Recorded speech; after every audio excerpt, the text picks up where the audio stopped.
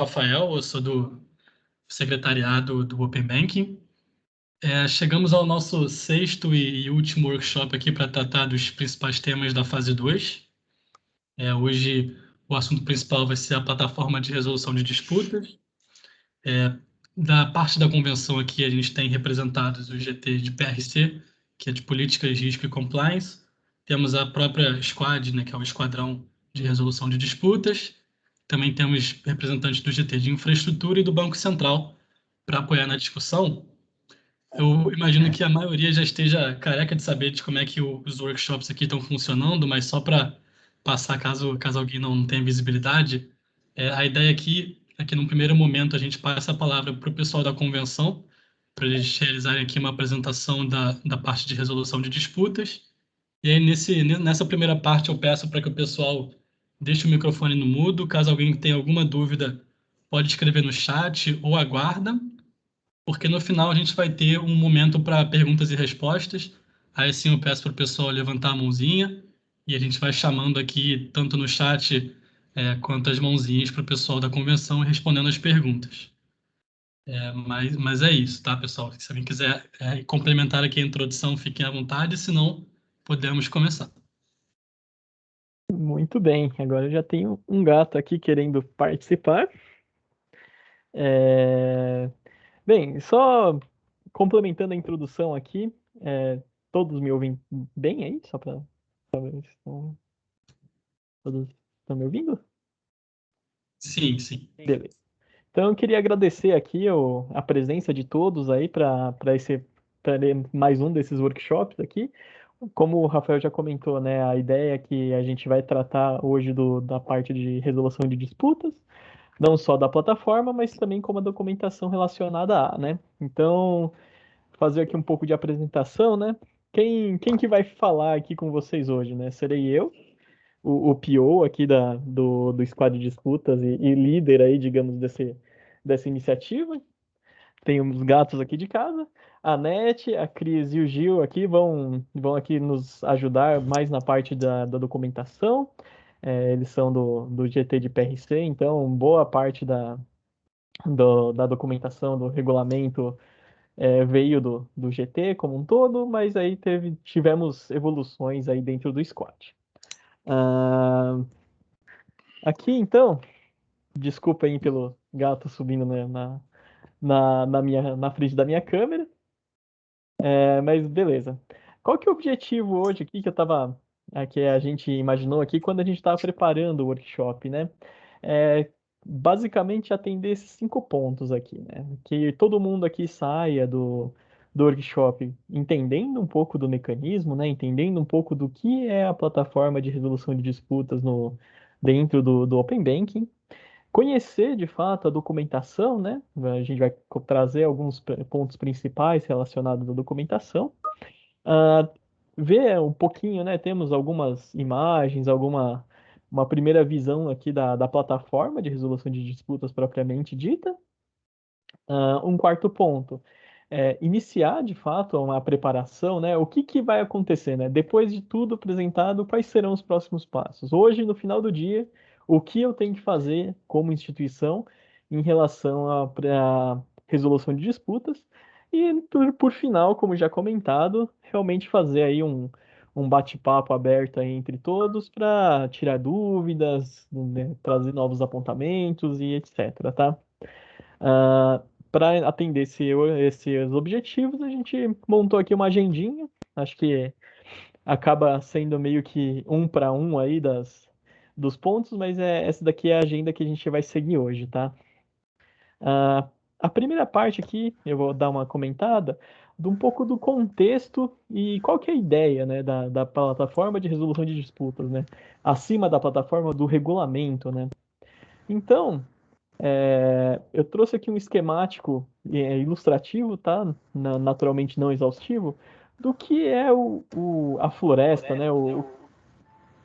Tem alguém querendo trazer algum ponto? Eu ouvi um.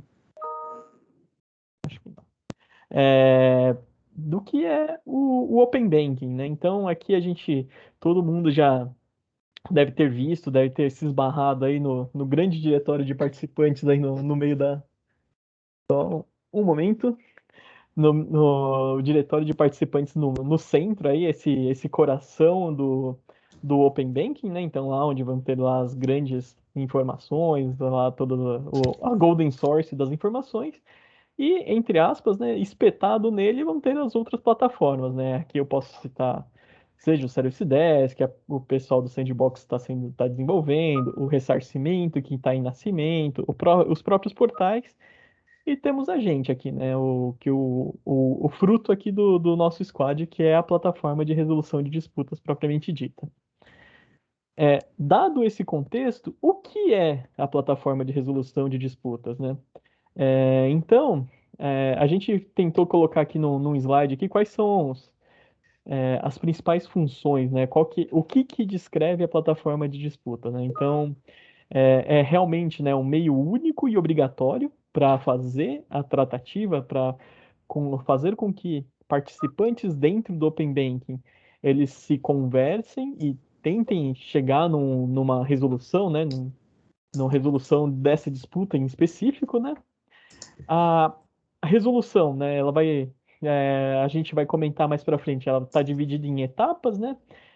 A plataforma em si, ela vai ser a plataforma da autocomposição, né? Então, dentro da plataforma, o objetivo é que as instituições, através dos seus argumentos, né, cheguem num ponto passivo, aí, um ponto de resolução propriamente dita, né? E que não vá precisar de, por exemplo, outros ciclos ou outros poderes envolvidos, né? Então, o objetivo realmente é priorizar essa autocomposição. Um terceiro ponto é que essa plataforma de disputas e esse cenário de disputas vai ser exclusivo aos participantes, tá? Então, não participantes, digamos assim, do Open Banking não terão acesso, né? Então, não serão, entre aspas, celebrados, né? Contemplados nessa nossa plataforma. Como eu já comentei, a plataforma faz parte de uma primeira fase, né, de resolução. E a ideia é que, aqui no último bullet, né, que a ideia é que os participantes não spamem, né, não façam múltiplas disputas com o mesmo tema, né? Então acho que isso daqui é até um pouco mais operacional da coisa. Mas aí entendemos que a plataforma de disputa é realmente um ambiente dentro do Open Banking, para fazer esse diálogo, né, para promover esse diálogo e essa autocomposição. Então, entendendo a plataforma, como que se chegou na plataforma? Eu acho que aqui eu quero fazer menção e agradecimentos, né, às três grandes atores, né, nesse sistema, né, que foi o GT de PRC, que fez, de fato, a concepção desse mecanismo, né? Então, foi as primeiras linhas aí desenhadas num primeiro documento vieram de PRC. E também, a partir disso, né, foi feita a criação do próprio regulamento, né? O regulamento que vamos explanar um pouquinho mais à frente. A partir dessa concepção e da ideia do regulamento, o Squad entra em ação, né? Então o Squad fez um detalhamento, né? Colocou aqui vamos dizer, colocou a bola no chão e falou, beleza, é esperado que se faça alguma coisa assim, mas como que se faz, né? Então teve grande participação do próprio pessoal do PRC, bem como do pessoal do GT de infraestrutura, que, by the way, originalmente eu vim de lá, né? Então, foi essa junção aqui que a gente fez o detalhamento funcional e também está agora fazendo acompanhamento do desenvolvimento. E um terceiro ponto é a CISAID, né? Que ela é nossa fornecedora da plataforma e hoje está desenvolvendo e customizando a solução dela para atender esse detalhamento que a gente fez. E posteriormente vai fazer de fato a manutenção, vai cuidar da hospedagem da plataforma propriamente dita. Desse arcabouço aqui, desse, digamos, nivelamento de conhecimento, eu queria passar agora o próximo ponto, né? Que agora é falar um pouco das documentações disponíveis, né? O que foi criado em relação a artefatos, a documentações que vão reger a parte de resolução de disputas. E para isso eu queria chamar aqui a Anete para fazer essa complementação e para continuar o nosso fluxo aqui. Anete, por gentileza. Obrigada, Maeda. Bom, boa tarde aí para todo mundo. Pode passar o slide, Maeda, por favor. A ideia aqui é justamente dar uma visão para todo mundo de quais são os documentos que compõem esse mecanismo, né? O primeiro deles, e que é um documento bem importante, é o próprio termo de aceite desse mecanismo, né? É um termo que precisa ser assinado por todas as instituições que vão participar do Open Banking, que já estão, inclusive, no Open Banking, e ele justamente trata da ciência ali, traz referência ao regulamento, né, de disputas que a gente vai falar um pouquinho mais, e ele está disponível no diretório. A data ainda vai ser informada, mas a intenção aqui é que os representantes legais das instituições façam a assinatura dentro do diretório. E por que isso está no diretório? Porque a intenção é que isso já integre o onboarding das próximas instituições que vão participar do Open Banking, né? Como a maioria, enfim, para essa fase 2 aqui já tá registrada, vai ser necessário que essas instituições façam uma nova assinatura, entrem ali, nova assinatura não, na verdade assinem o termo de aceite dentro do diretório, mas para outras instituições já vai fazer parte do onboarding ali no próprio termo de adesão e também o termo de aceite do mecanismo, tá? Em breve a gente vai, o secretariado aqui deve divulgar a todos a partir de quando esse documento vai estar disponível para assinatura. Pode passar, por favor, Maída. Aqui a gente vai falar um pouquinho mais do próprio regulamento de resolução de disputas, tá? Esse é o documento mais importante, porque ele traz todo o regramento, ele dispõe sobre todo o conteúdo dessas duas fases, né, da resolução, obrigações ali dos participantes e como vai funcionar, os prazos e tudo mais. Então, é um documento muito importante, eu recomendo que todos leiam, todas as equipes que vão atuar ali na resolução de disputas, enfim, jurídicos, todos os times de apoio precisam conhecer esse regulamento para entender como funciona de fato o processo. O regulamento, hoje ele vai estar referenciado ali no termo de aceite, que eu acabei de comentar com vocês. Ele vai também estar disponível no portal do Open Banking, tá? E a intenção também é que ele esteja disponível na própria plataforma para poder ser acessado. E um documento que já foi, inclusive, divulgado, né, junto com a aprovação ali pelo Conselho Deliberativo, tá? Pode passar, por favor, Maeda. E aí, por fim, temos os próprios termos de uso e a política de privacidade da plataforma. Esse documento é direcionado para as pessoas, para os times que de fato vão atuar na plataforma de resolução de disputas e quando entrarem para fazer o seu cadastro, na plataforma vão ter que ali aceitar o termo e a própria política, tá? Isso vai estar disponível a partir do dia 15. Aliás, o mecanismo ele vai passar a valer, vai entrar de fato ali no dia 15 de julho, que é quando começa a fase 2, tá? Pode passar, por favor, Maída. A ideia aqui é a gente falar um pouco mais sobre o regulamento, sobre essas fases, o que são essas fases ali para resolução de disputas, né? A primeira fase, que ela vai ocorrer totalmente dentro dessa plataforma, qual que é a intenção dela? Propiciar uma oportunidade para que as partes possam, enfim, entrar com uma disputa e ali indicar o motivo, qual é a razão da disputa, juntar toda a documentação e que a outra parte possa avaliar visando um acordo, né, uma autocomposição, que elas possam chegar num acordo para resolver o problema ali que gerou a disputa. Então, não existe nessa plataforma um terceiro que vai tomar uma decisão, né? Não é que uma parte vai falar uma coisa, a outra vai responder e alguém vai tomar uma decisão. Não, essa plataforma vai possibilitar que as partes conversem, né? Enfim, troquem ali documentos, troquem ali a argumentação, visando um acordo. Precisa fechar um acordo? É obrigatório? Não, não é obrigatório, mas esse é o principal objetivo, essa prioridade, resolver amigavelmente as questões para, de fato, não escalar para uma arbitragem, de fato, que seria a segunda fase do mecanismo. Agora, se as partes não chegarem a um acordo, não conseguirem resolver a questão ali dentro da plataforma, aí sim vai poder ser acionado um mecanismo de arbitragem, e esse mecanismo de arbitragem, ele ocorre fora da plataforma, né? Ele vai ser na Câmara, na CANCE-CBC, que é o Centro de Arbitragem e Mediação da Câmara de Comércio Brasil-Canadá, e é um procedimento formal, aí é uma arbitragem formal mesmo, que equivale ali a uma decisão judicial. E por que o mecanismo foi construído dessa forma, né? Justamente para propiciar que as partes consigam resolver amigavelmente a questão, se não der, esse procedimento arbitral, aí sim vai ter o terceiro, né? Os árbitros ali indicados pelas partes ou da Câmara que vão definir a questão. A intenção é não judicializar as disputas ali do Open Banking e resolver de uma forma mais rápida, mais simples aqui, sem de fato recorrer ao judiciário como ponto principal para a resolução de disputas, tá?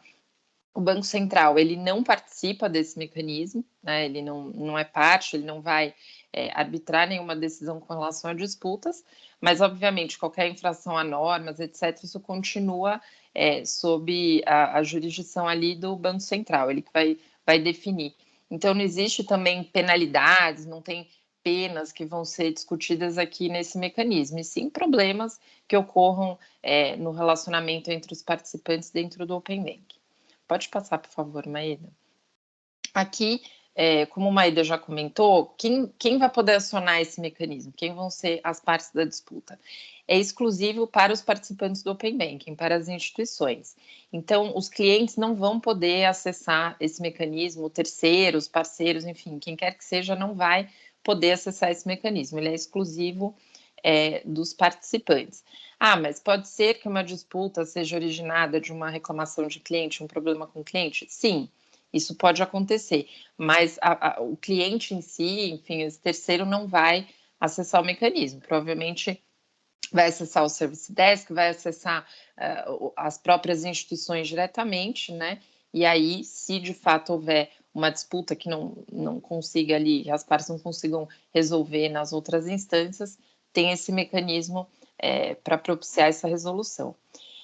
E é importante que hoje, como a plataforma está construída, essas disputas são entre instituições, mas de forma unitária. Não é possível que várias instituições, você tenha mais de uma instituição requerente ou mais de uma instituição requerida, né? Isso deve ter, a gente está avaliando evoluções da ferramenta, né? Ela deve ter evoluções ali ao longo do tempo, mas para esse MVP, a gente está tratando ali de uma requerente e uma requerida por uma disputa. Então, se eventualmente tiver mais de uma parte envolvida, provavelmente vai ter que ter mais de uma disputa, ainda que elas tenham o objeto muito, muito parecido, tá? Tem um ponto aqui específico com relação a cooperativas, né? Cooperativas de crédito que integram o Open Banking, tá? E aí vou comentar aqui e o Jussiane, por favor, fica à vontade para me complementar. A cooperativa, né? Enfim, a Confederação de Cooperativas vai representar as cooperativas na disputa, né? Então, não vai ser aberta uma disputa especificamente com uma cooperativa específica que integra aquele sistema cooperativo. Então, toda a tratativa ali vai ser feita por meio da cooperativa, tá? Pode passar, Gil, se quiser, por favor, me interrompe aqui. Perfeito, Anete. Qualquer coisa, eu fico no back aqui se tiver algum questionamento. Tá ótimo. E aqui, passando por alguns princípios, isso tudo está no regulamento, mas o primeiro a gente já falou, é a competência exclusiva e a obrigatoriedade de utilizar esse mecanismo de resolução de disputas. Então, não vai ser possível acionar o judiciário ou outras formas para resolver. Então, precisa primeiro passar pela plataforma, tentar ali um acordo, né, por essa primeira fase, e aí, se realmente não resolver, a parte pode acionar a arbitragem. Não quer dizer que é automático, não vai necessariamente, porque não resolveu uma disputa, já começar automaticamente a arbitragem, de forma alguma. Aí, se não resolveu, a parte pode acionar, mas não obrigatoriamente isso vai acontecer. Outro ponto importante, seja na plataforma ou seja no mecanismo ali na própria arbitragem, existe uma confidencialidade das informações, né, dessas próprias disputas. Pode ser que haja informações de clientes, né, na medida do necessário, se uma disputa for originada de uma reclamação, um problema com o cliente, pode ser que seja sim necessário até para resolver a disputa, que essas informações sejam trocadas pelas instituições, mas isso não fica aberto ao público, não fica aberto para as outras instituições. O que vai ter, se houver, né, quando houver arbitragem, essa decisão arbitral vai ser publicada, mas não a decisão inteira, né? As partes não vão constar, vai ter ali um resumo para que se possa entender o que aconteceu, mas sem expor dados de cliente, sem expor as partes ali nessa decisão. E, claro, tem que ter segurança ali na plataforma e no manejo desses dados e dessas informações.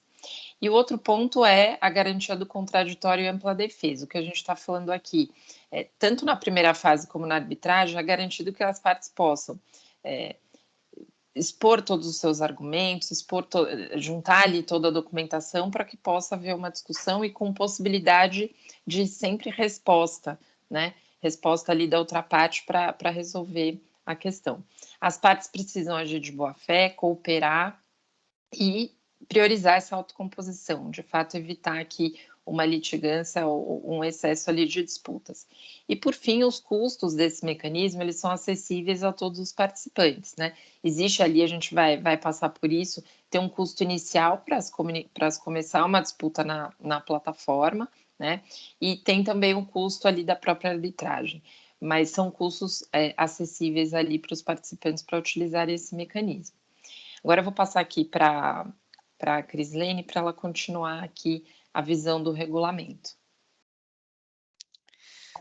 Obrigada, Nete. Bom, boa tarde a todos. Essa construção do regulamento, eu quero dizer que foi desafiadora, antes de tudo, né? Depois é fácil a gente encontrar o engenheiro de obra pronta, e aí a gente tem os questionamentos, né? Por que não pensaram num mediador?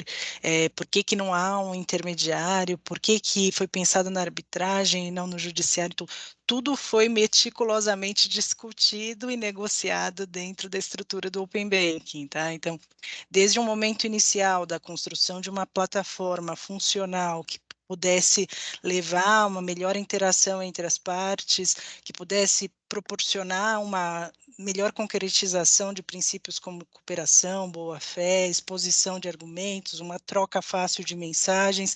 É claro que aqui a gente não teve efetivamente a inclusão de um intermediário, de um mediador, mas isso foi proposital, isso foi decidido, primeiro por questão de custos, segundo porque tudo é muito novo ainda, né? A gente tem ainda muitas questões, até eu vou falar um pouquinho para vocês agora dos cenários pré-definidos, que elas são definidas a partir de uma visão da estrutura inicial, de probabilidades aí de problemas e atribuições de responsabilidades, mas que ficam também muito abertas para um diálogo das partes, para uma construção conjunta e, claro, numa situação eventualmente mais grave, até eventualmente discutir uma obrigação, uma responsabilidade em âmbito arbitral, um cenário que, como a Anete já disse, foi construído de uma forma bem enxuta, né? Por isso a preferência pela questão da arbitragem expedita, com um árbitro, com custos negociados, com todo o apoio.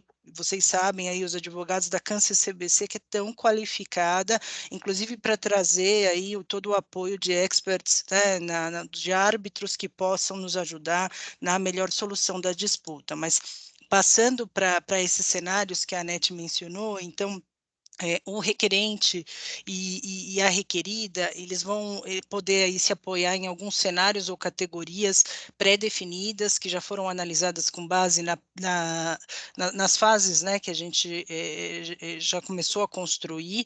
Então, a partir de uma ideia de detentora e iniciadora de pagamento, a partir de uma ideia de transmissora e receptora de dados, possíveis problemas quanto a um problema no consentimento, uma questão do uso do dado, eventualmente a uma eventual discussão quanto à fraude, a um compartilhamento de dados, a um erro no processamento do dado. Então, esses cenários foram mapeados em conjunto com as áreas técnicas e foram muito debatidos, tentando trazer um pouco, acho que alguém mencionou aqui no chat sobre o cenário das bandeiras, eu acho que vem com essa inspiração mesmo, para quem sabe ou já participou, né, a disputa de bandeiras, ela tem uma indicação inicial de quem seria o responsável inicialmente por uma questão relacionado a uma disputa. Claro que aqui é orientador de uma conduta, orientador de uma postura que deve levar à autocomposição, como a gente já colocou.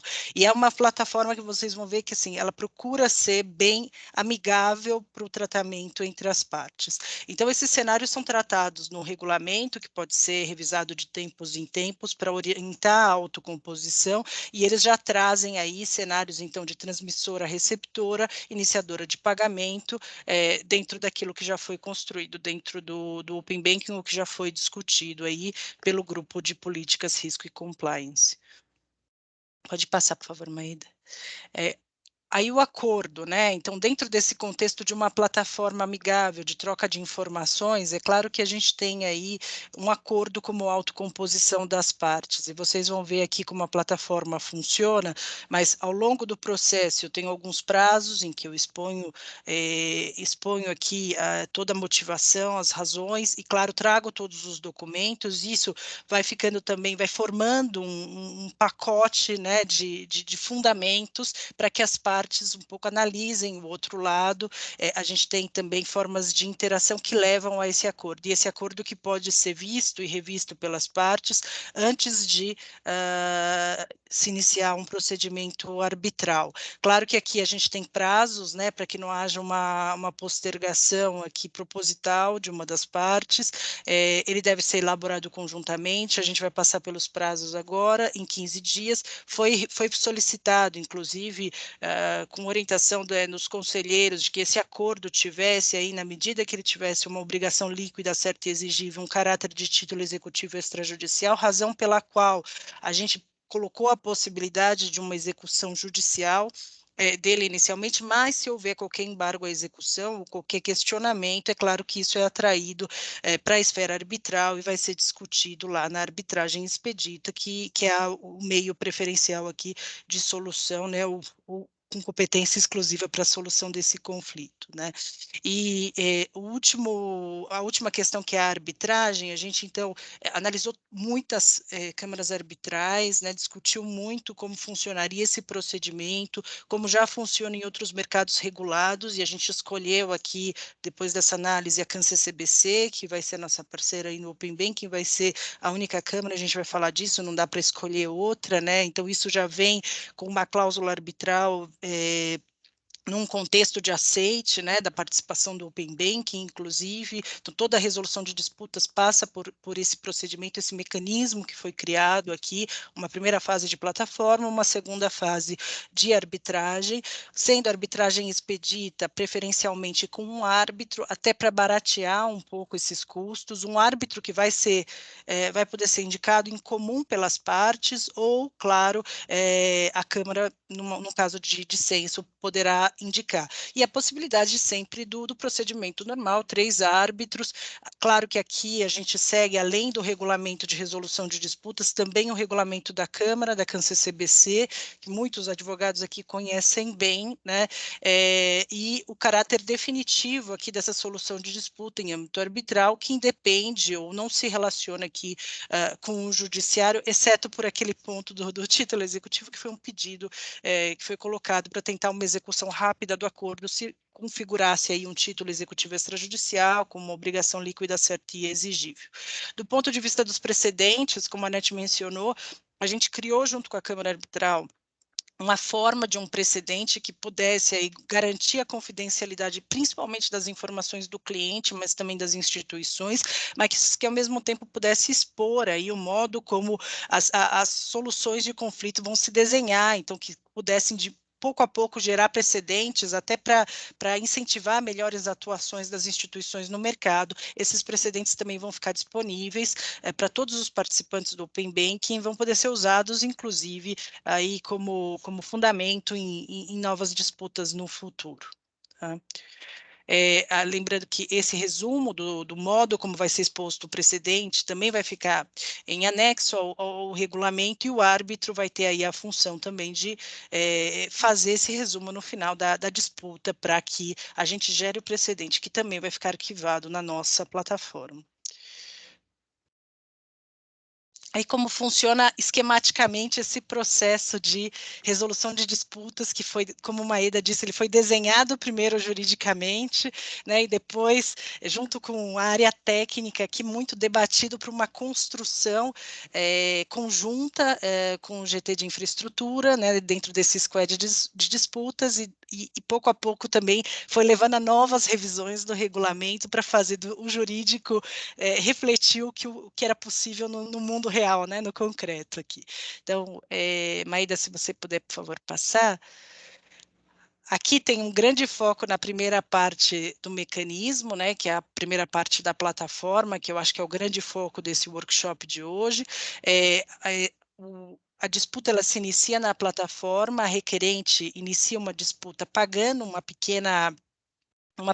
pequeno valor de R$500 para manutenção de custos da plataforma, e ela tem até 10 dias úteis aí para iniciar, para abrir essa disputa. A disputa ela pode ser iniciada esses 10 dias em até 1 ano da ciência do fato, da manifestação do cliente ou de terceiros, ou de uma decisão administrativa ou judicial ou arbitral que possa gerar essa disputa. Iniciada a disputa na plataforma, a gente tem uma série de ações nas plataformas, ações que são feitas a partir, né, de uma interação entre as partes no interior da plataforma. Então, a primeira ação, a requerida, do outro lado, depois da abertura da disputa, recebe uma notificação da disputa, né, nos dados lá no e-mail, no endereço cadastrado na plataforma.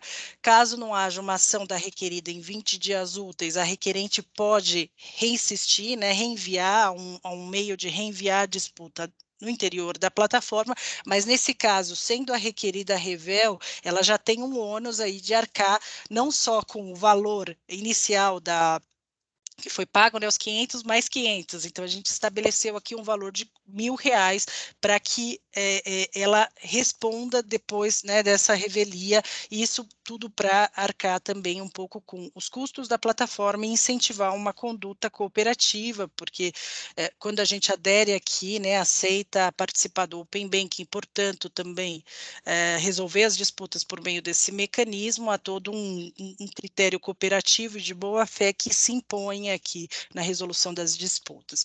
Se ela recebe a notificação e não se mantém revel, ela trata a demanda e ela possui 20 dias para uma resposta, 20 dias úteis a partir do início da disputa. É claro que nessa análise ela pode aceitar ou recusar, e aceitando, ela possui 15 dias úteis para, junto com a requerente, estabelecer um acordo, né, um acordo que vai ser estabelecido entre as partes para um encerramento da disputa. Se ela recusar, é claro que ela vai responder, né, ela vai contestar, apresentando os argumentos e a sua motivação, e isso a gente chamou de réplica, lá depois na plataforma do lado da requerente, que ela recebe essa resposta, eventualmente ela pode reanalisar e trazer novos pontos, inclusive em 10 dias úteis, para que a requerida analise. Então, há uma interação de, né, abertura da disputa, resposta, réplica da requerente, depois também sempre com possibilidade do aceite dos argumentos, de um diálogo entre as partes com uma criação de um acordo ou uma recusa. Depois uma tréplica da requerida ainda, mais 10 dias úteis para que ela traga novos argumentos, e aí esse é o último momento em que há um aceite ou uma recusa nesse fluxo do processo de resolução de disputas que leva ao fim da disputa na plataforma. A requerente, então, deverá tratar a tréplica e também com uma última possibilidade de acordo ou recusa. Lembrando que aí entra aquela lógica que a gente falou, né? No caso de um acordo, o acordo é feito, tem que cumprir. Não cumpriu, sendo obrigação líquida certa e exigível, nos pediram para tratá-lo que, a partir de uma visão de um título executivo extrajudicial, pode ser executado, se não, o acordo não foi cumprido, isso pode ser discutido em âmbito arbitral com a coleta de tudo isso que foi trazido na construção da primeira fase, inclusive enquanto matéria probatória para se levar isso para arbitragem. E na arbitragem, né, é um passo que é externo, é fora da plataforma da resolução de disputas, as partes podem levar a disputa não resolvida, aqui, como a gente já disse, né, competência exclusiva, preferencialmente um árbitro, um custo um pouco mais baixo por ser uma arbitragem expedita, e aí última instância de solução das disputas do Open Banking vai ser na Câmara Arbitral, na CAN-CCBC. Fico à disposição aí em caso de dúvidas a respeito, junto com a Anete e com o Gilcione. Não sei se eles têm mais algum ponto a me complementar aqui. Eles são também do grupo jurídico que ajudou aqui, entre tantos, né, a elaborar toda essa documentação e criar esse mecanismo.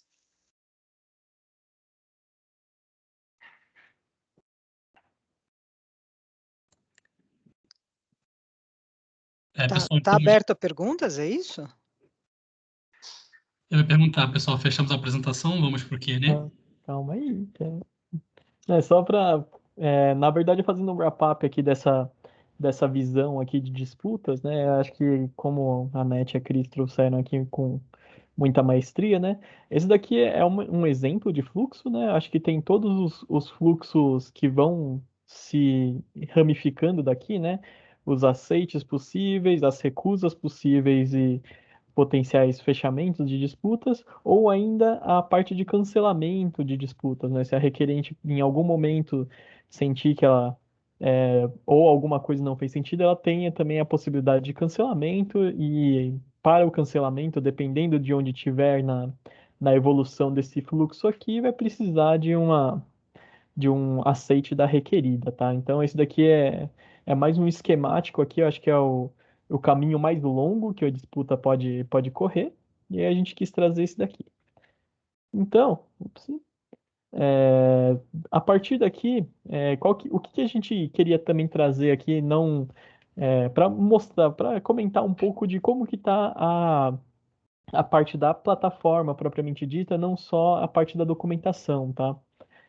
Aqui eu vou trazer aqui uma visão de como que foi o grande esforço aqui do squad, né? Como que saímos lá do kickoff lá no dia 15 de março, né? Para quando o squad meio que se reuniu, né? Se criou o squad propriamente dito, né? Até agora, né? Então acho que o trabalho inicial do Squad foi, como já foi comentado, né? Foi trazer essa visão, esse conceito do mecanismo para uma visão um pouco mais, entre aspas, né, factível, mas é uma visão que seja que a gente consiga entregar para o fornecedor para eles fazerem desenvolvimento, etc, né? Então, teve um esforço bastante grande no começo aqui, que a gente escreveu, meio que fez um detalhamento absurdo aqui, um detalhamento bastante extensivo, né, de toda a documentação. Então, partindo do conceito, e a gente desenhou, fez um monte de histórias, fizemos diversas reuniões, aí o pessoal deve ter ficado de saco cheio de mim. A partir disso, a gente entregou, né, a gente pegou essas histórias, o que a gente tinha definido, compartilhou, né, com o fornecedor, que é a Ciseide. Daí foram feitas algumas telas, alguns testes de interface, né? Então, foi um segundo grande passo. E a partir dessas telas, ou desse aceite, digamos assim, dessas telas, começa um grande bloco de desenvolvimento que é onde a gente está hoje. Então, até o Go Live aqui, estamos nesse bloco de desenvolvimento. Nesse bloco, muito do foco, né, muito da expectativa está em cima do fornecedor em específico, né? Mas tem outros pontos aqui que não só o desenvolvimento da plataforma, né, mas que o squad foi se esforçando e correndo atrás nesse meio tempo para garantir que a gente consiga entregar aqui, de fato, a plataforma no Go Live, né? Então teve uma evolução bastante expressiva aqui das documentações. Eu acho que muitas das discussões que a gente teve dentro do squad, dentro das definições, voltaram para o GT para ou trazer uma nova visão, ou trazer algum cenário que putz, aqui no squad a gente descobriu e não tinha sido pensado, etc. Então a gente causou essa dor de cabeça aí no GT de políticas, né? A gente fez está fazendo, né, o acompanhamento do desenvolvimento propriamente dito. Dentro desse acompanhamento, a gente teve lá, nós estendemos semanais sobre da plataforma em si, então toda terça-feira a gente lá bate o ponto lá junto com a CISAID para eles mostrarem como que eles estão evoluindo, mostrarem como está a plataforma. Tanto que nessa última terça, né, na verdade segunda-feira, foi aberto, né, um MVP para o squad. Então todo mundo do squad já tem acesso à plataforma. Então a gente está numa fase aqui de caçar bugs e caçar comportamentos estranhos da plataforma. E, novamente, trocando essas figurinhas aí com o fornecedor para garantir que a abertura, que o Go Live seja mais é, tranquilo possível, né? Fizemos não, né? Mas acompanhamos aqui essa parte de integração com o diretório, né? Então, isso daqui vai ser... foi um grande, digamos, grande marco aí da evolução da plataforma, que é conseguir fazer essa integração para pegar a parte de autenticação vindo do diretório para a plataforma de disputas, né? E também tratando outros temas, né? Sejam demandas da convenção, como esse workshop aqui, que a gente também destacou aqui um esforço para montar essa apresentação, seja outras demandas, outras mudanças, alterações, outras consultas, e também a organização de um backlog, né? Eu acho que foi comentado também que a gente tem uma visão aí das funcionalidades de lançamento, mas a gente entende que é, como a gente foi evoluindo no desenvolvimento e evoluindo nas conversas, a gente também foi vendo que a plataforma precisaria de algumas melhorias. E daí, esse ponto, junto com a própria operação da plataforma, que quando começar a rodar, vai começar a surgir alguma necessidade, surgir alguns pontos de atrito em relação à experiência, alguma coisa assim, esses daí vão gerar aqui, vão alimentar esse backlog, que pós-Go Live, a ideia é que esse backlog seja de uma forma, seja atendido, né? Seja conversado, priorizado e atendido, né?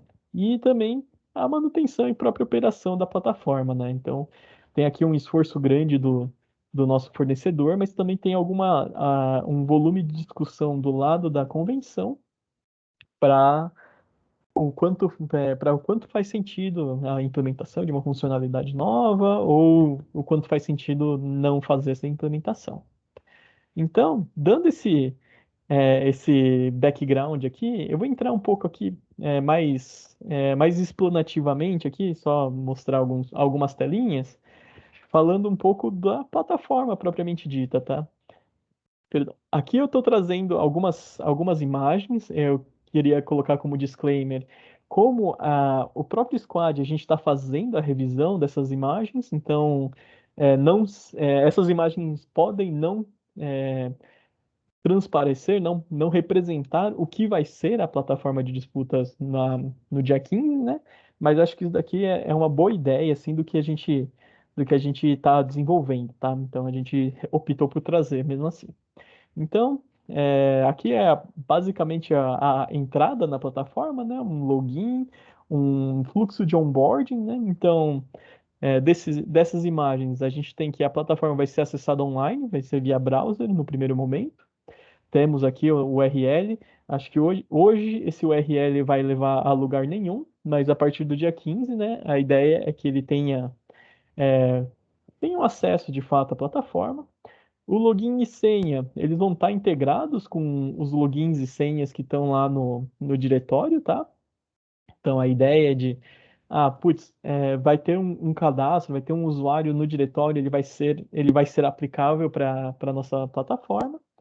E também é possível fazer convites para outros usuários. Por exemplo, tem casos onde alguma instituição pode optar, por exemplo, por fazer uma contratação de um terceiro para tratar essa disputa, alguma coisa assim.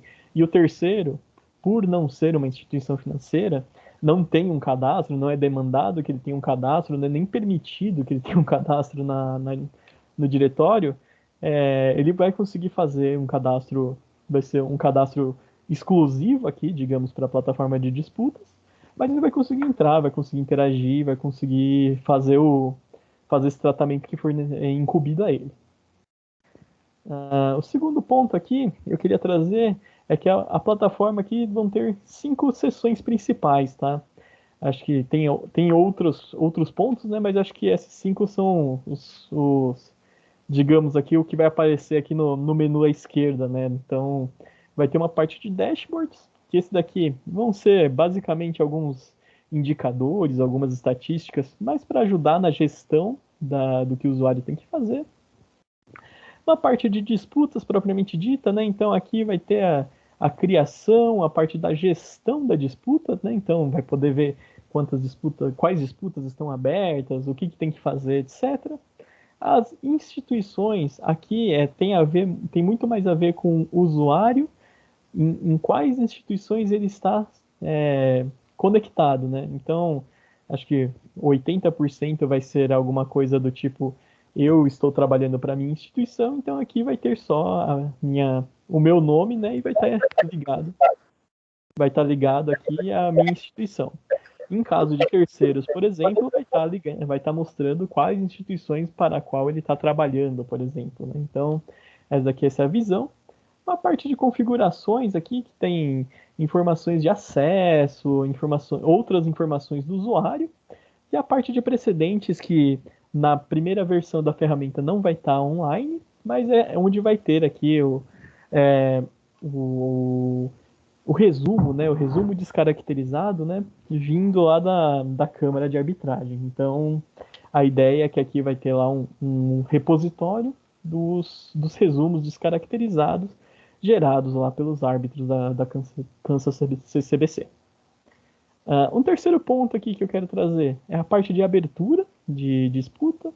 Então, acho que os fluxos aqui, as telinhas, elas têm sempre essa visão de continuidade, né? Então, aqui são 3 grandes passos, né? O primeiro, que são os dados meio básicos aqui da disputa. Então, como já comentado, vai ter aqui uma listagem dos cenários e quais cenários foram previstos no regulamento para meio que servir como uma primeira linha, né? Primeira classificação dessa disputa, bem como outros, né? Caso ocorra um cenário que não está previsto por algum motivo, então vai ter aqui um campo aqui para o usuário ir lá e escrever.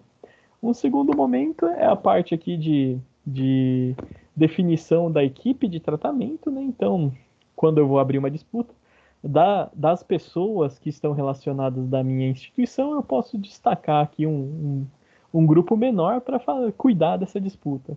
Naturalmente, o outro lado, né, a outra instituição para a qual a instituição que eu estou abrindo a disputa contra, ele também vai poder destacar uma equipe para fazer essa atuação nessa disputa. E o terceiro passo aqui é realmente o pagamento daquela taxa de abertura já comentada, né? Então vai ter aqui um campinho aqui para fazer informação de pagamento, e a partir da compensação desse pagamento, a disputa de fato ela é criada, né? Ela aparece do outro lado aí da cerca aí para começar a fazer essa troca de informações. Daqui, como que é a disputa propriamente dita, né? Então, aqui eu trouxe aqui um exemplo, né?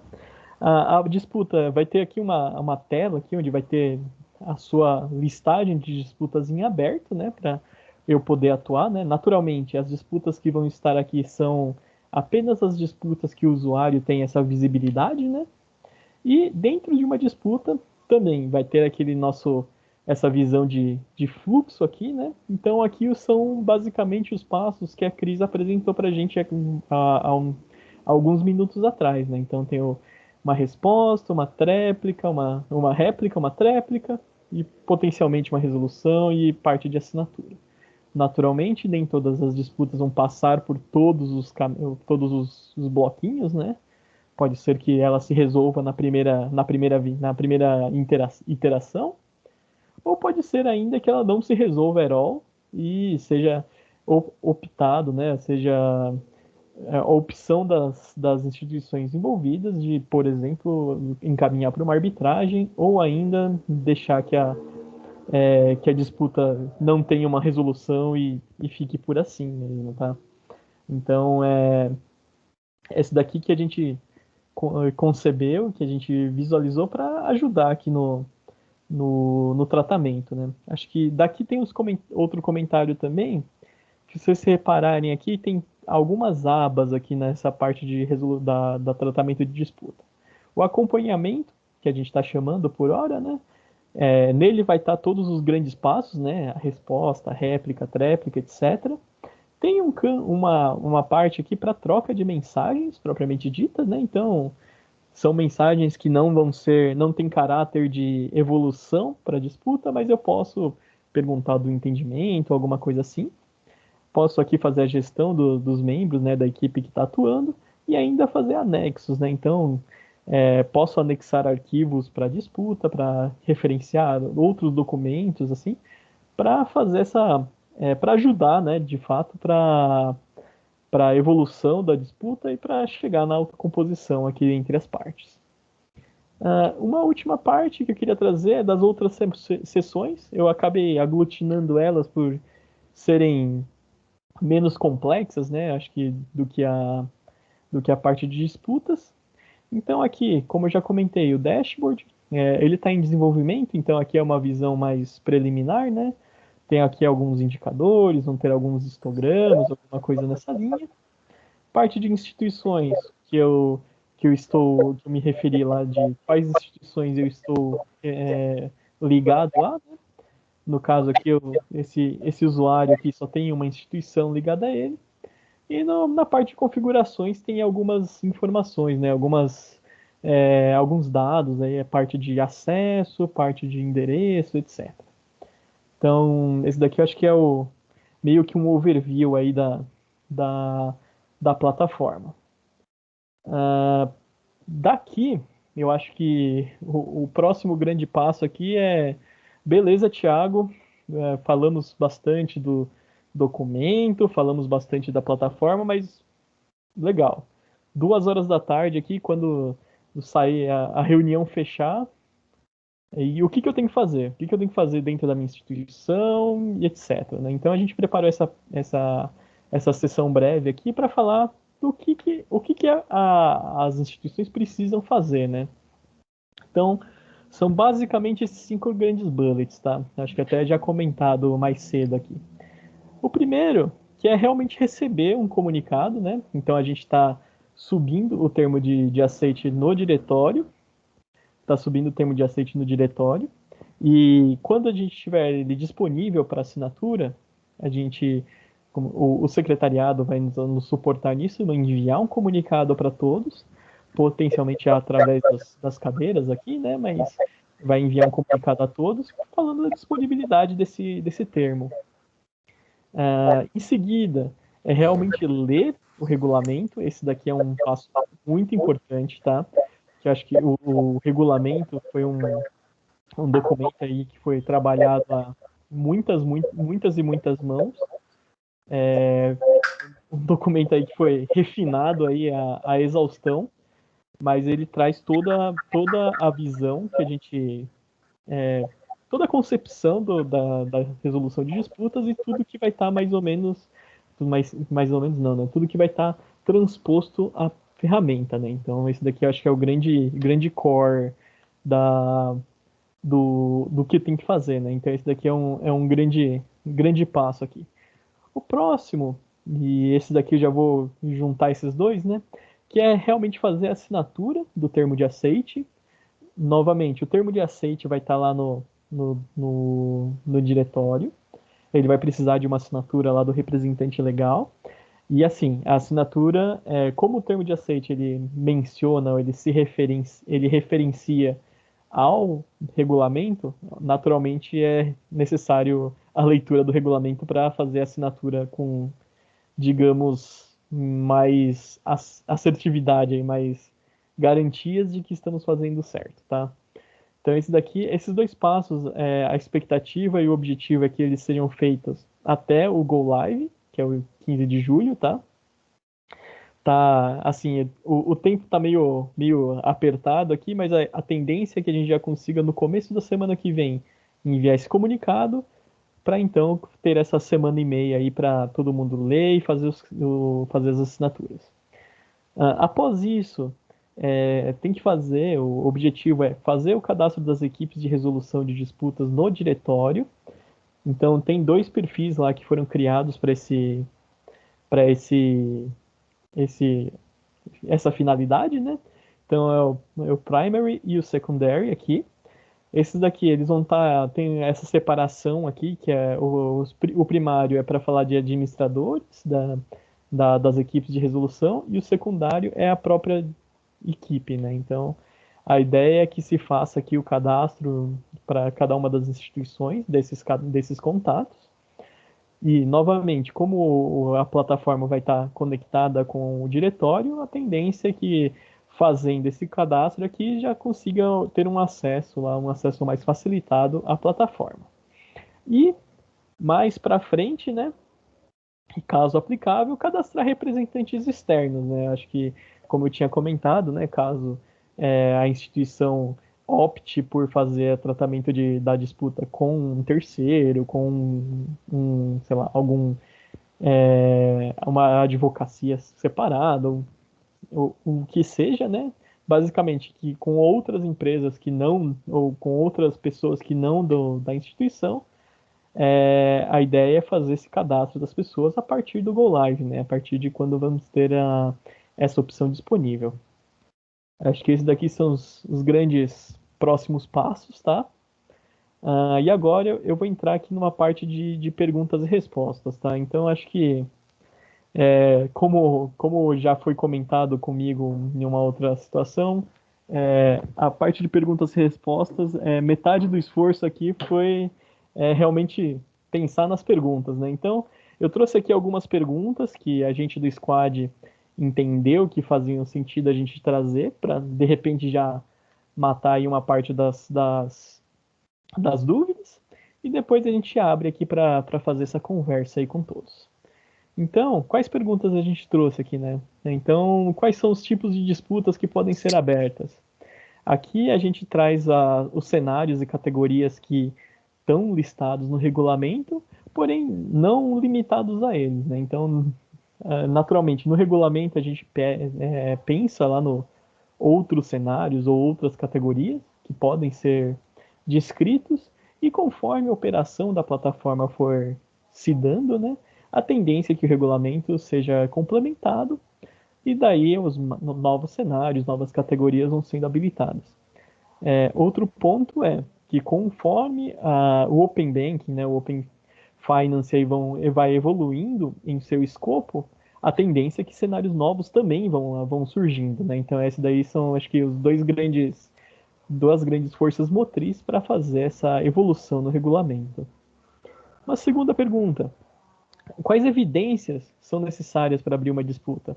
Aqui a gente traz uma resposta mais geral, que é basicamente todo e qualquer documento que comprove o que ocorreu e que ajude, né, de fato, a provar o ponto da sua instituição, provar o argumento que está sendo discutido, tá? Então, não tem uma limitação, assim, em relação a evidências.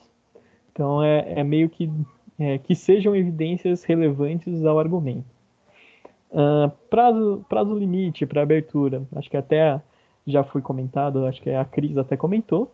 A ideia é que a disputa ela pode ser aberta em até 1 ano, a partir da ciência, da manifestação do cliente ou etc, né? Então, dado a partir dado a ciência do fato, você tem um ano para então abrir uma disputa aí contra a instituição ou na verdade, contra outra instituição que participou ou que gerou esse fato, tá? Como que será feita a comunicação da minha instituição com a plataforma? Basicamente, o que a gente está pensando nesse primeiro release realmente tudo vai ser via e-mail. Os e-mails vão ser daqueles e-mails cadastrados lá, quando eu comentei aqui um pouco mais cedo, né? Vai ter lá os contatos primários e secundários, e esses daí vão receber os e-mails. Naturalmente, a equipe que vai estar, por exemplo, a equipe que vai estar responsável por uma disputa, ela que vai receber os e-mails dessa disputa, né? Então, tem algumas compartimentações lá, mas a ideia é que toda a comunicação vai ser feita por e-mail. Maeda, posso te complementar aqui? Por favor. É só um ponto sobre o e-mail. É importante Claro. que os times que vão atuar nas disputas fiquem atentos, porque uma vez toda essa comunicação vai ser pela plataforma e não tem aviso de recebimento, nada disso. Existem os avisos automáticos. E a parte já vai ter que atuar, então precisa olhar todo dia a plataforma, ver se teve ali alguma disputa, se tem algum prazo correndo, né? Vai ter esse aviso por e-mails também, mas é importante essa atenção constante à plataforma, tá? Principalmente se os contatos estão corretamente cadastrados. Alguém saiu da instituição, não é mais aquele e-mail, mas vai chegar uma disputa e o prazo vai correr, tá? Então precisa ter atenção com relação a isso. Perfeito, perfeito. Qual que é a próxima dúvida que eu trouxe aqui? Se eu posso resolver uma disputa fora da plataforma. A resposta aqui é que a plataforma é o meio obrigatório, né, para a resolução. E, sem passar pela plataforma de disputa, não está previsto no mecanismo a entrada numa arbitragem, se não for passado pela plataforma de disputas, né? Então, não é recomendado e, assim, dado que a plataforma é obrigatória, a resposta curta aqui é não pode ser resolvido fora da plataforma. Próxima pergunta. Eu posso integrar a plataforma de disputas com meus sistemas, algum sistema interno que faça essa gestão? Essa função ela foi considerada tal, mas dada a complexidade, dada o esforço que seria necessário, não foi priorizada para essa primeira fase. Novamente, se for do desejo, se for do anseio da convenção, pode ser colocado naquele backlog funcional que eu comentei mais cedo, e a plataforma, naturalmente, ela vai evoluindo, né? Ela é um sistema vivo aí que todo mundo vai contribuindo de alguma forma. Qual que é a relação da plataforma de disputas, né, com o Service Desk? Como acho que no segundo slide que eu trouxe, né, elas são dois entes aqui do ecossistema, né? Elas não estão ligadas, né? Elas são totalmente independentes. E, assim, uma disputa ela não precisa nascer de um chamado do Service Desk. Ela pode, né? Pode ser que alguma coisa tenha surgido no Service Desk que possa motivar uma disputa, mas não é necessário, tá? Então, essencialmente não existem conexões entre elas, tá?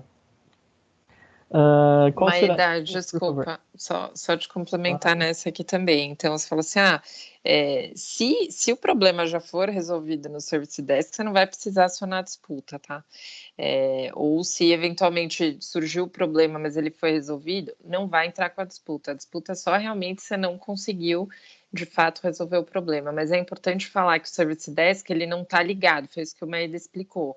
Não precisa ter passado pelo Service Desk e também não há uma ligação sistêmica entre as ferramentas, tá? Obrigada, Maeda. Perfeito, ótimo ponto. Próximo aqui é qual que será a câmara e se posso escolher outra, né? Posso ter essa liberdade, né? Eu acho que já foi comentado, já foi citado algumas vezes que vai ser a Kansas CBC. E no mecanismo não está previsto uma outra câmara ou alguma coisa assim. Então, acho que isso daqui é um ponto realmente da arbitragem vai ser com a Kansas CBC. E uma última pergunta aqui que a gente trouxe é se a minha instituição, né, vai ter suporte, né, para acessar a câmera ou algum suporte da estrutura central, alguma coisa assim.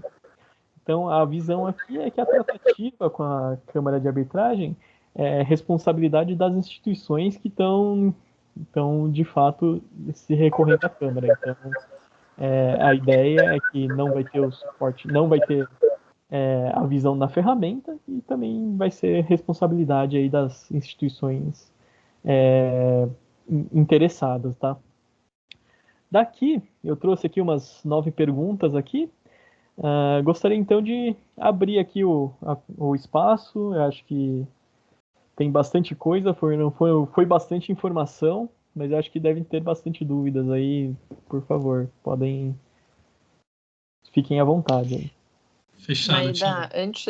Maida, desculpa, antes de passar para o chat, eu só queria fazer 2 comentários, que eu não vi essa pergunta ali, mas eu acho que são importantes, tá? Claro. Se uma das partes não responder no meio da disputa, né, não tem uma resposta ali sobre e não consegue chegar num acordo, né? Qual que é a implicação disso, né? Até a Cris comentou a revelia ali da requerida.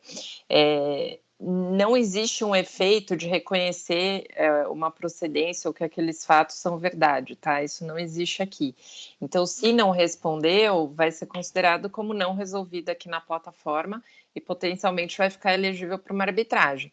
Então, é ruim não responder, porque aí você fica sujeito a um processo formal muito mais caro, muito mais complexo do que, de fato, tentar autocomposição. Mas só para deixar claro que não tem um efeito de, opa, se não respondi, perdi. Né? Então, significa que aquela demanda era procedente, não é isso, tá? E da mesma forma, se o acordo, as partes chegam ao acordo, tem a etapa de assinaturas do acordo na plataforma. Mas e se não assinar? E tem um prazo para fazer isso. Se não assinar, é como se não tivesse acordo. Então, perdeu. Perdeu ali a oportunidade de fazer o acordo, vai ser considerado uma disputa não resolvida.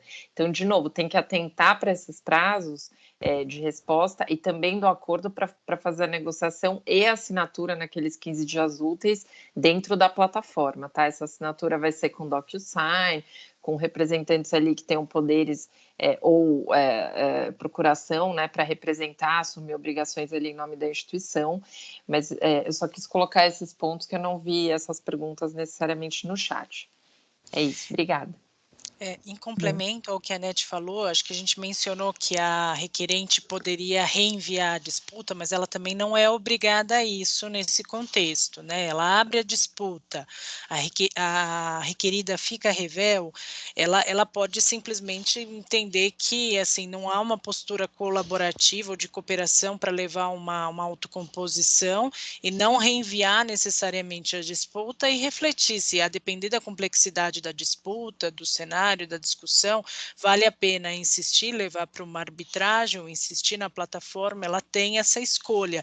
Lembrando que aqui a gente tem visibilidade de pouca e grande complexidade nessas disputas, desde de uma questão pequena, como algum erro na transmissão, que pode ser resolvido imediatamente, até uma questão maior, como eventualmente uma discussão de fraude, de responsabilidade ou de questão de consentimento que não foi dado pelo cliente, ou que não foi finalizado. Pode ser uma questão meramente técnica ou pode ser uma questão jurídica um pouco mais séria, um pouco mais grave. Então, aqui, efetivamente, o ambiente de autocomposição e autocomposição que conte com uma colaboração em boa-fé das partes, para esse momento de construção é muito importante. E um ponto a mais que eu queria colocar é que, assim, a gente vai ter aí um cenário de adaptação, a gente tem visto os desafios do Open Banking na construção. Então, assim, tenham também um pouco de paciência depois do Go Live, para tudo não virar disputa num primeiro momento, porque aqui a gente vai ter muito também ainda do imponderável, do incontrolável, em relação a possíveis erros técnicos, a questões de API, a gente está construindo isso em conjunto, e não é para que em 15 dias da operação da plataforma a gente tenha 1000 disputas por uma impaciência também nessa construção que tem sido, todo mundo sabe que muito árdua.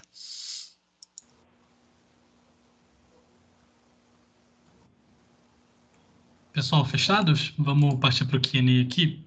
Por Eu vi favor. que a grande maioria das perguntas no chat foram respondidas. Eu vou ler aqui as que talvez não foram respondidas.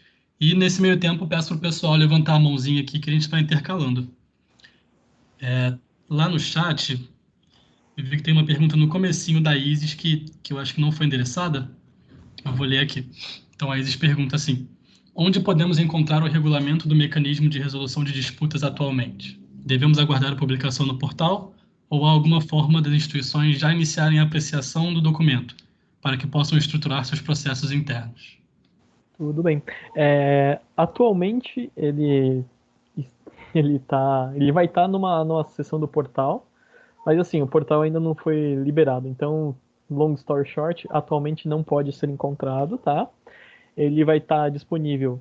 Acho que a primeira versão, né, a primeira visão que os participantes vão ter dele vai ser quando o termo de aceite for publicado.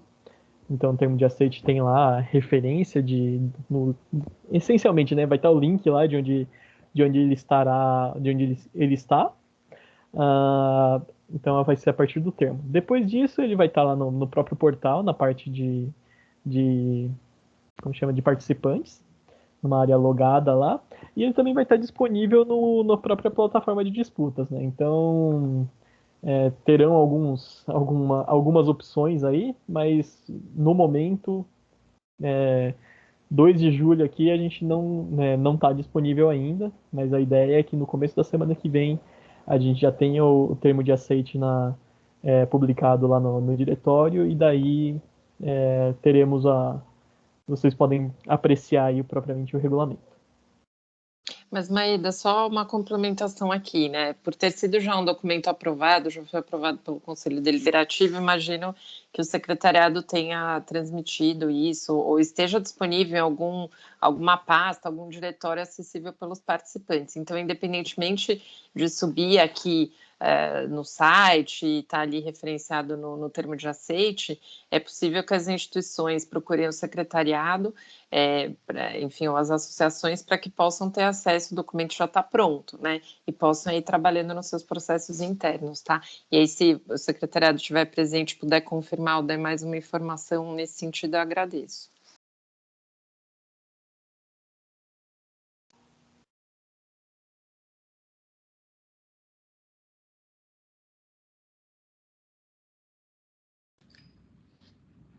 Pessoal, eu vou puxar aqui o pessoal do secretariado que possa responder.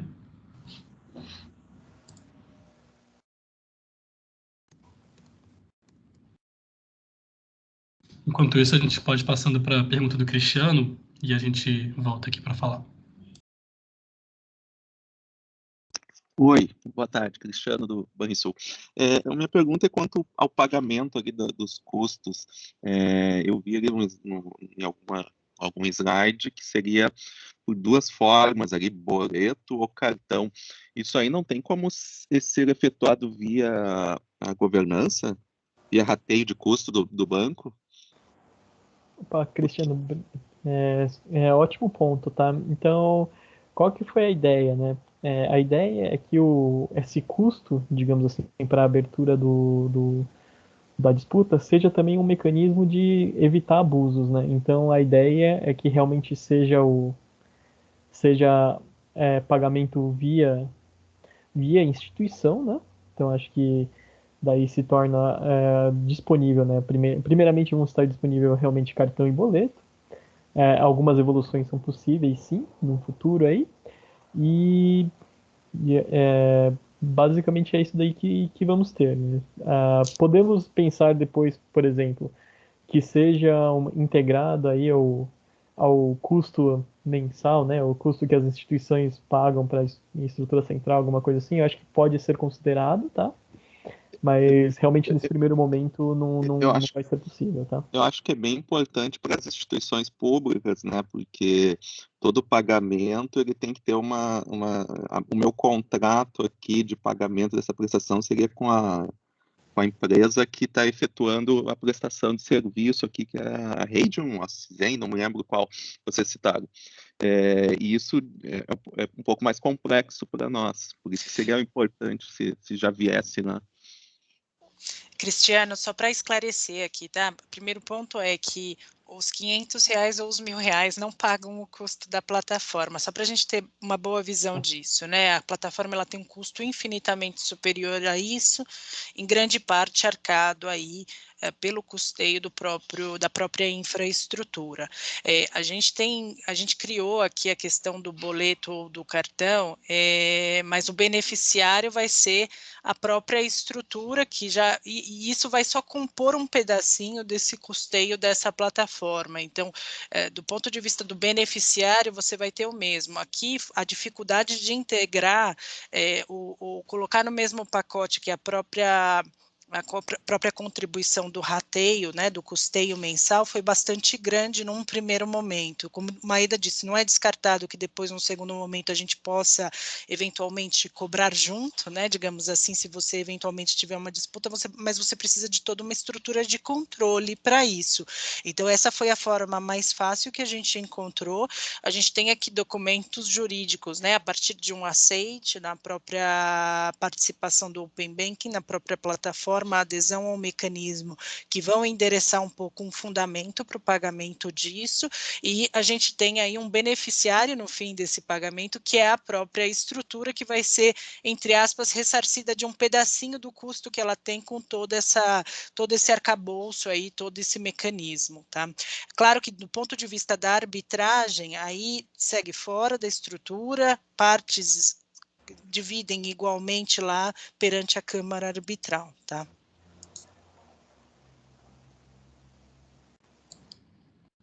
Ok. Maravilha. Quer complementar, Thiago? Não, acho que é isso daí mesmo. Não, perfeito. Eu acho que tem mais uma no chat aqui, eu não sei se foi respondida, mas um convidado, ele pede assim, sobre o cadastro dos usuários, teria como repassar os prazos? Claro, deixa eu trazer aqui o slide que a gente tratou isso. Esse daqui, eu acho que assim, entendo que num futuro aí ele pode ser validado ou pode ser revisto aí no YouTube, né? Então esse workshop como um todo vai estar lá no canal do Open Banking Brasil. Mas assim, esse daqui são os prazos que a gente deu, né? Então, para cadastro, idealmente,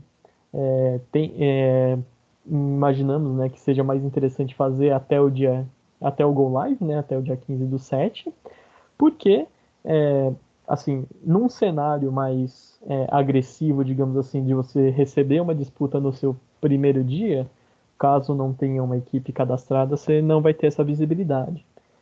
Novamente, eu acho que reforçando aí o ponto que a Cris trouxe mais cedo, eu acho que para todas as instituições, nesse primeiro momento, dado que estamos aqui num esforço hercúleo para trazer todas as, digamos, todas as construções necessárias aí para o Go Live, todo mundo está trabalhando em alguma coisa nova, acho que o apelo é que no primeiro dia não tragam esse tipo de recurso aí logo como primeira opção, tá? Novamente, é importante ter alguém cadastrado lá. Se tudo correr certo, né, vai ser um cadastro que vai ficar lá e não vai ter tanta atividade e tal, mas é importante que tenha, tá? Eu acho que essa daí é a primeira visão, tá? Então, trazendo o 15/7 aí, de preferência, trazer até o 15/7. Perguntaram aqui no chat sobre esses prazos valem para a instituição que entrarão na fase 3. É que quem vai entrar na fase 3 já está registrada no diretório, certo? Todo mundo que já está registrado no diretório tem que obedecer esses prazos que o Maeda falou, tá?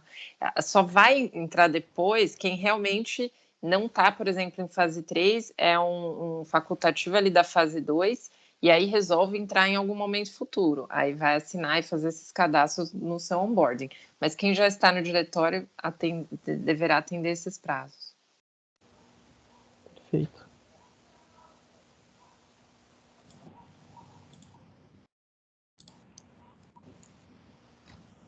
Pessoal, mais alguma dúvida? Temos alguém no chat que não está pacificada a dúvida? Só levantar a mãozinha, estamos no aguardo aqui. Opa, o Fernando levantou, pode falar.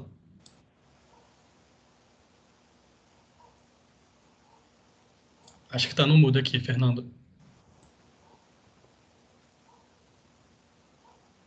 Consegue me ouvir?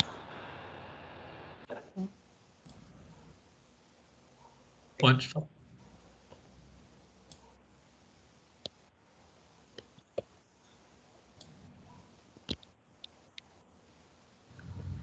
Oi, consegue me ouvir?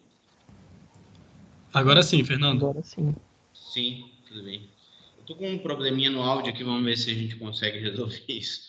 Tá, mas assim, dois pontos aqui que eu fiquei em dúvida, assim, parabéns pela apresentação, né?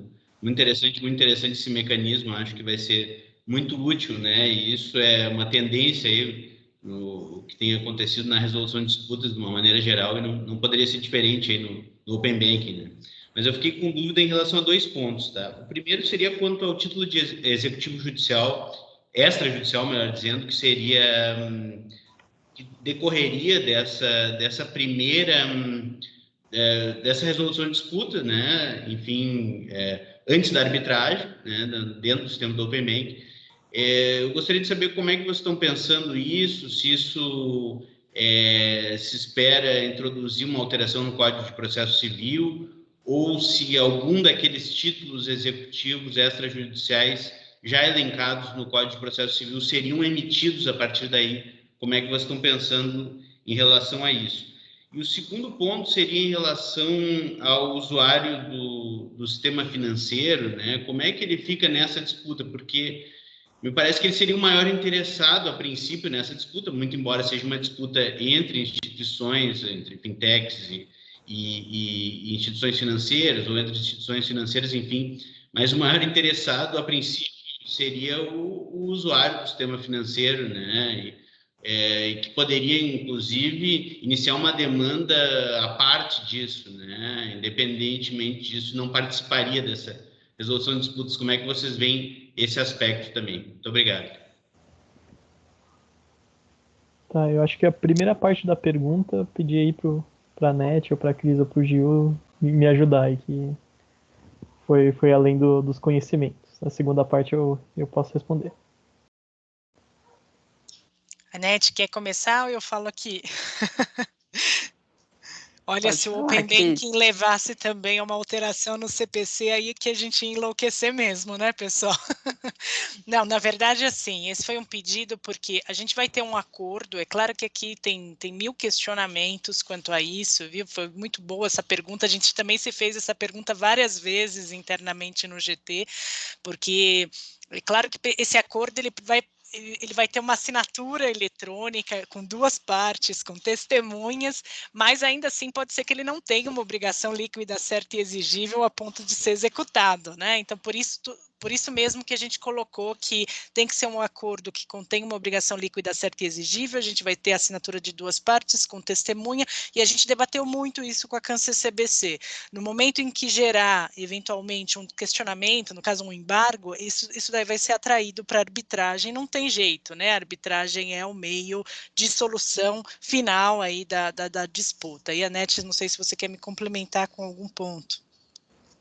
Eu acho que você esclareceu bem. Até para dar um exemplo, vamos pensar que foi uma questão de cobrança, de ressarcimento, né? Então tem um valor a pagar, as partes chegaram num acordo ali, estipularam tudo, valores, datas de pagamento, critérios de correção e etc. E eventualmente existe o inadimplemento disso. A ideia de acessar o judiciário foi para facilitar, já dar uma força executiva direta ali para esse acordo. Agora, se de fato houver embargos, uma rediscussão vai atrair para arbitragem. Se for um acordo que não tem essas características de título executivo extrajudicial, para cumpri-lo será necessário acionar a Câmara Arbitral, aí sim, ao final, com uma decisão arbitral que, se não cumprida, também pode ser executada no judiciário, tá? Mas é nessa linha. Não sei se ficou alguma dúvida sobre esse ponto. Então, as partes... Então, vai ser gerado um documento autônomo, é isso, né? Não vai ser gerado um documento. Não, vai ser um acordo. Então, assim, no fim, pensa que as partes vão chegar num acordo, vai aceitar em algum momento daquelas etapas, ou dizer, sim, aceito essa argumentação, ou enfim, eu aceito atender esse pedido. As partes vão ter 15 dias úteis na ferramenta, elas vão poder trocar por mensagens as minutas, né? Porque a gente sabe que advogado dificilmente vai topar a primeira minuta, certamente vai ter discussão de wording ali. Então, vão trocar essas minutas, mas vão subir na ferramenta ali quando estiver pronto para assinatura e vai criar um processo de assinatura, em que você vai indicar os representantes ali com poderes, tá? Para assinatura via DocuSign e também de 2 testemunhas. Então, vai ter um documento formal, né? Um acordo escrito, formal, assinado ali, para poder lastrear aqui esse cumprimento, eventualmente uma execução judicial desse acordo ou até mesmo na arbitragem. Legal. E acho que entendo que isso daí conclua a primeira parte da pergunta. A segunda parte da pergunta, que foi referente ao vamos chamar aqui o usuário final, como que é a tratativa em relação a ele? Novamente, né, a parte de resolução de disputas ela é transparente, na verdade não transparente mas ela é invisível para o usuário final, né? Então ele essencialmente não sabe que existe um tratamento, uma resolução de disputa. Eu acho que é muito semelhante ao que hoje se dá com a parte de bandeiras aí do sistema de cartões, né? Então, a ideia é que o usuário, ele vai, por exemplo, ele achou um problema, achou um issue aí que a minha instituição A teve mostrou uma informação errada vinda da instituição B, alguma coisa assim. Ele vai lá, abre um chamado, liga lá para sua instituição, a instituição vai fazer um atendimento, né, vai garantir que o seu usuário esteja feliz com uma resolução, e, em paralelo, essa instituição ela pode abrir uma disputa aí contra a instituição B, alegando, né, o que foi feito, o que o usuário trouxe, potenciais ressarcimentos ou potenciais danos que foi gerado para o usuário, e coisas assim, e outros elementos que vão envolver o usuário, que podem envolver o usuário para essa tratativa de disputa, como complemento da argumentação, né? Então, se eu tiver, por exemplo, se uma instituição teve um prejuízo financeiro devido a alguma coisa que veio de outra instituição, ela pode trazer esse aspecto para a disputa, para então, na conversa, né, ou posteriormente no acordo que eles vão firmar, contemplar esse tipo de perda, alguma coisa assim. Então, essencialmente, o usuário, né, o usuário final, ele vai manter o seu relacionamento com a instituição que ele está trabalhando, que ele está usando, tá? Então, meio que elas correm separado, tá? E mesmo nesse relacionamento com a instituição, ele não tem como resolver o seu problema com a instituição por meio da plataforma ou da arbitragem, né? Eu não tenho como afastar aqui, num segundo momento, inclusive, o judiciário nessa solução, até porque é uma relação cliente-instituição. O que ele pode fazer é sim reportar, e reportando para a instituição, se envolveu outra, ela pode abrir uma disputa para resolver com a outra, sem prejuízo do relacionamento da instituição com o seu próprio cliente. O cliente não vai usar a plataforma de resolução de disputas para resolver seus problemas com a instituição, tá?